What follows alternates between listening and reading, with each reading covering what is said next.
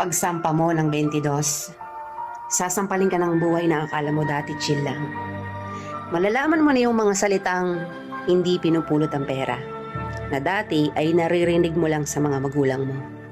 Magtatrabaho ka, magbabayad ng tubig at kuryente.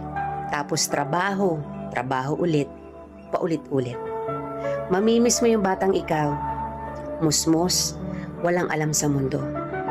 May mga gabing bibilangin mo ang oras ng tulog mo kasi akala mo makakatulong ito.